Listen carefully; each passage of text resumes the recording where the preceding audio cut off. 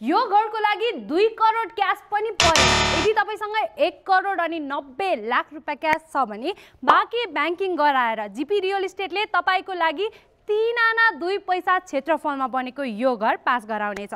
यो घर तपाईले भनिहाले 3 आना 2 पैसा क्षेत्रफलमा बनेको छ र तपाईले यहाँ 13 फिटे बाटोको एक्सेस पनि मजाले पाउन सक्नुभयो।